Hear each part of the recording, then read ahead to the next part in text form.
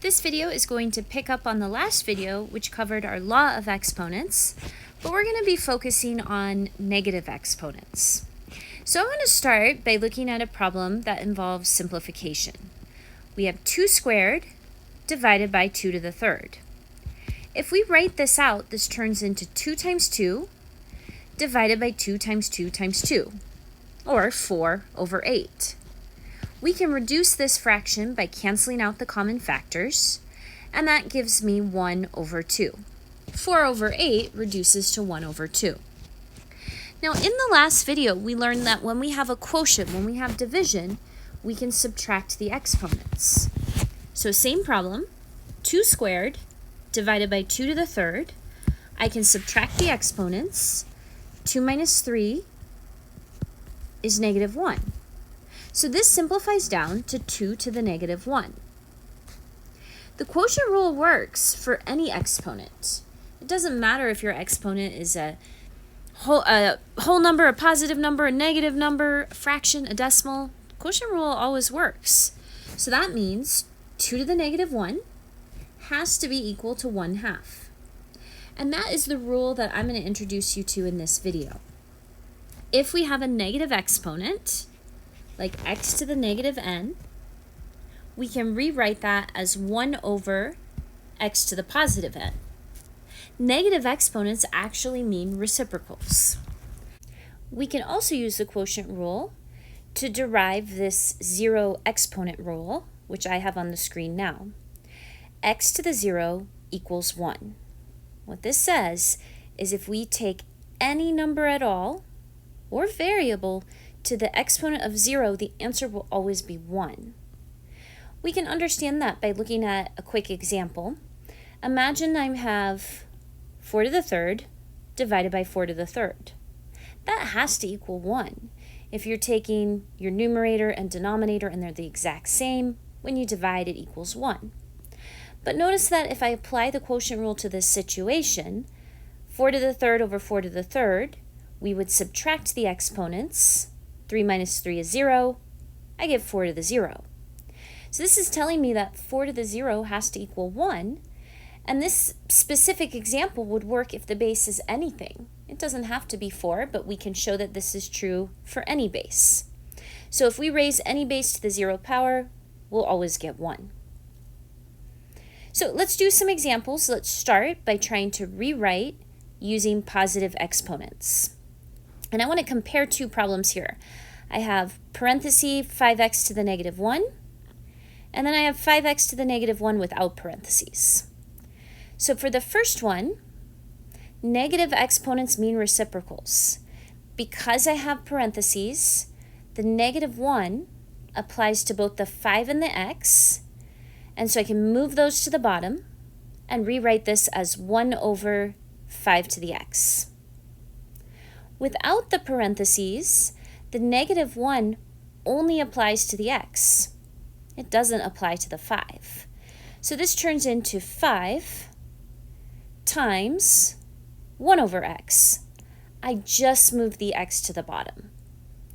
5 times 1 over x is 5 over x. I could have also gotten this by skipping this middle step right here, and just whatever has a negative exponent, you just move that to the bottom and get 5 over x. Here's another one. A to the negative 3, b to the 4, rewrite using positive exponents. The only negative exponent is with this a, so I'm going to take the a to the negative 3, I move it to the bottom, and it becomes an a to the positive 3. Because the b to the 4 already has a positive exponent, it stays where it is. And my final answer is b to the 4 over a to the 3. All right, b to the negative 2 divided by c to the negative 3. I'm going to start by writing out what this means, and then I'll explain a faster way of getting the same answer. So we've got b to the negative 2, and we're dividing that by c to the negative 3. Negative exponents mean reciprocals. We can move those to the bottom. b to the negative 2 becomes 1 over b squared. And then we have divided by. C to the negative 3 is 1 over c squared, or I guess it's a 3. So c to the negative 3 is 1 over c to the third. Now we have a division problem with two fractions. To divide, we copy, dot, flip, or multiply by the reciprocal. So now I've got 1 over b squared times, and then I flipped the 1 over c to the third. That's just c to the third. Then we multiply straight across, and we get c to the third over b squared. Now, a slightly faster way of doing this is whenever you have negative exponents, they're going to take that variable and move it to the other side of the fraction bar. So another way of doing this problem is noticing that the b has a negative exponent. It's on the top. So if we move it to the bottom, we can make the exponent positive. The c is on the bottom, so I'm going to move that to the top and make the exponent positive. So we can actually just flip these, and we get c to the third over b squared. Here's another one, x to the third over y to the negative 5. The only term with the negative exponent is the y to the negative 5. It's on the bottom, so I'm going to move it to the top. I take the y to the negative 5, I move it to the top. It becomes y to the positive 5. Because the x has a positive exponent, it stays where it is, and we're left with x to the third, y to the 5. All right, here's one more. W to the negative 2 over r to the 5. The negative exponent is with the w. It's on the top, so I'm going to move it to the bottom. I take my w to the negative 2, I move it to the bottom. It becomes w to the positive 2. The r has a positive exponent, so it's going to stay where it is on the bottom. If there's nothing left on the top, we put a 1 there. So this becomes 1 over r to the 5, w squared. We can use this idea of rewriting expressions with positive exponents to evaluate expressions that have negative exponents. And evaluate just means do the computation. So for example, 2 to the negative 3, the way to do this computation without a calculator is to first rewrite it with a positive exponent. 2 to the negative 3 becomes 1 over 2 to the third. And I know that 2 to the third is 2 times 2 times 2, or 8, so this becomes 1/8. We can do something similar with negative 5 to the negative 2. Rewrite with a positive exponent, it becomes 1 over negative 5 squared. Negative 5 times negative 5 is positive 25, so final answer is 1 over 25. All right, let's compare negative 6 with parentheses to the 0 and negative 6 without parentheses to the 0. Earlier in this video, we learned that if we take anything to the 0 power, we will always get 1. So that means negative 6 to the 0 power has to equal 1.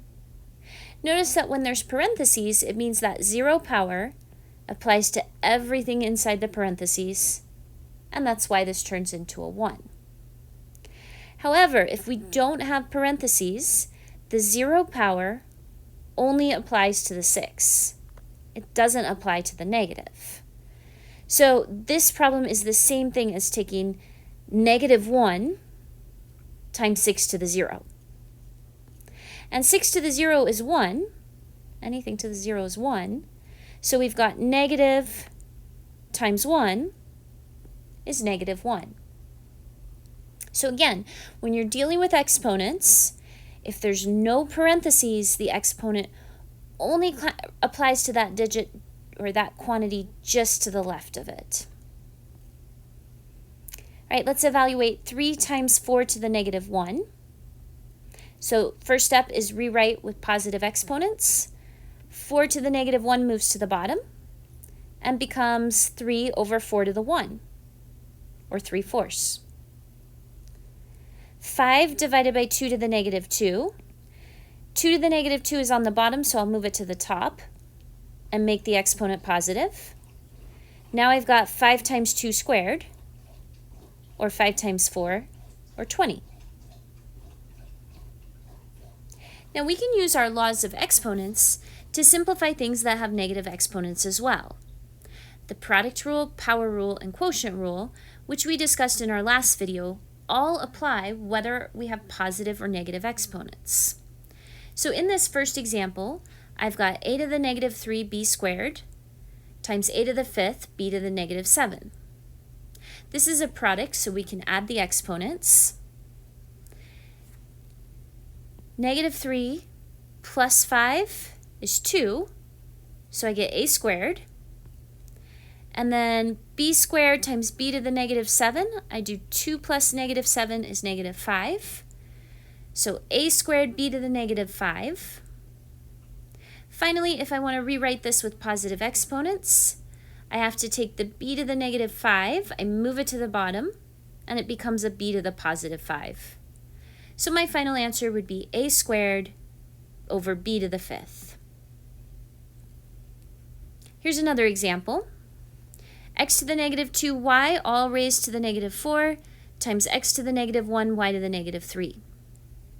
I'm going to deal with the parentheses first. So this would be the power rule. We take that negative 4. It applies to both the x to the negative 2 and the y to the 1. To apply that negative 4 power, we multiply the exponents. So negative 2 times negative 4 is positive 8. I get x to the positive 8, y to the negative 4, and then I still have an x to the negative 1, y to the negative 3. Now to finish, to do the multiplication, we add the exponents. 8 plus negative 1 is 7, so I get x to the 7th. Negative 4 plus negative 3 is negative 7, so y to the negative 7. We're going to take the y to the negative 7, we're going to move it to the bottom.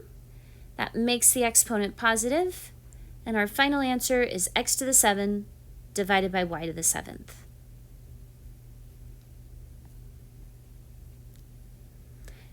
(3a squared b to the negative 2, all raised to the negative 2). So let's get rid of the parentheses first. The parenthesis, or this exponent negative 2 outside of the parentheses, is going to apply to the 3, the a squared, and the b to the negative 2. So to apply it to the 3, I'm just going to write 3 to the negative 2. And then for the a squared, we multiply the exponents. So that gives me a to the negative 4. And then for the b term, we multiply the exponents as well. Negative 2 times negative 2 is positive 4. So b to the positive 4. Now I'm going to take everything with a negative exponent and move that to the bottom. So the 3 to the negative 2 moves to the bottom, the a to the negative 2 moves to the bottom, and we've got b to the 4th over 3 squared a to the 4th. Finally, 3 squared is 9, so my final answer would be b to the 4th over 9 a to the 4th. Here's an example with the quotient rule. Let's simplify and write our answer with positive exponents. So the quotient rule says when we're dividing, we can subtract the exponents. So I've got an x to the negative 4 on the top, an x to the negative 2 on the bottom. So I'm going to take the top exponent, which is negative 4, minus the bottom, which is negative 2. Negative 4 minus negative 2, minus a minus becomes a plus. So negative 4 plus 2 is negative 2. I get x to the negative 2. For the y's, I'm going to take 3 minus negative 1. 3 minus negative 1 becomes 3 plus 1, or 4. So I've got x to the negative 2, y to the 4th. I can take that x to the negative 2 and move it to the bottom, and that gives me y to the 4th over x squared. And that's my final answer. So the quotient rule works with negative exponents, but there's another strategy that sometimes I find easier with these problems. I find that if I'm doing subtraction and I have negative numbers, frequently I'll make mistakes. I'll get the signs messed up and work a little bit too fast. So another strategy that really helps me, especially when the problems are a little bit more complicated, is before I do anything else, I take everything with a negative exponent, I move it to the other side of the fraction bar, and I make the exponent positive. So in this case, the only positive exponent is this y to the third on the top, so that's going to stay where it is.